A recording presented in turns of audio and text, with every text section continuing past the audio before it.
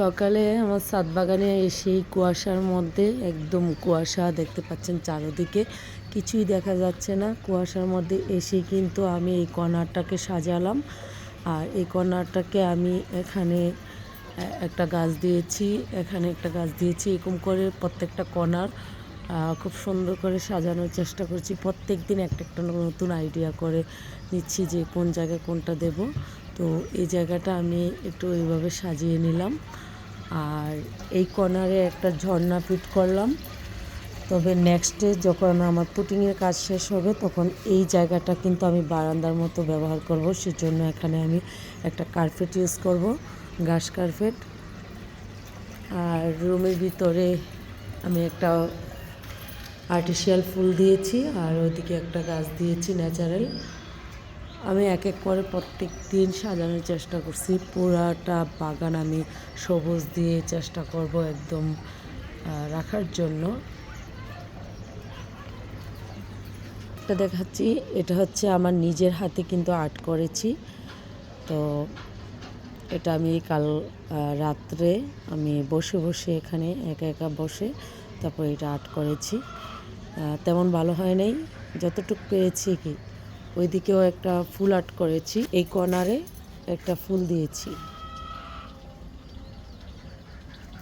আর এই ছাদ পুকুরে আমি একটা সুন্দর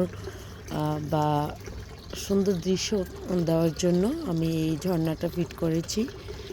তো ইনশাল্লাহ আমি চেষ্টা করব পুরো ছাদে একদম গাছ দিয়ে ভরে রাখার জন্য, যাতে এখানে একটা গ্রামের ফিল পাওয়া যায়।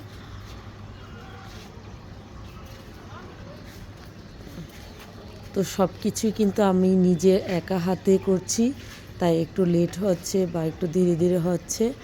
যেহেতু আমার হাজব্যান্ড বাহিরে প্রবাসে থাকেন, আর তেমন আমার ছোট ছোট ছেলে মেয়ে আছে, তারা তো তেমন বড় না। আমার নিজের কাজগুলো আমার নিজেই করতে হচ্ছে, একা একা করতে হচ্ছে। এই পুরা ছাদ কিন্তু আমি নিজের হাতেই সাজাচ্ছি, প্রত্যেকটা গাছ আমি নিজেই লাগাচ্ছি, নিজের হাতে সাজাচ্ছি। তো দোয়া করবেন যাতে করে আমি সুস্থ থাকতে পারি।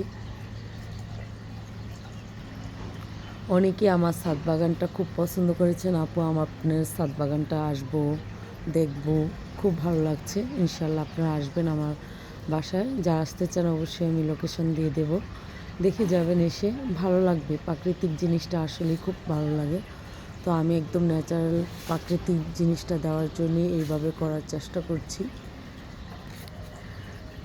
সারাদিন কাজ করার পর ক্লান্ত হওয়ার পর দেখা যাচ্ছে যে বাইরে ঘোরাঘুরি করা যেতে পারে না, সুযোগ সুবিধা পাই না। সারাদিন কাজ করার পরে যখন গাছ দেখি চোখের সামনে, তখন অনেক ভালো লাগে, ওয়েদারটা অনেক সুন্দর লাগে।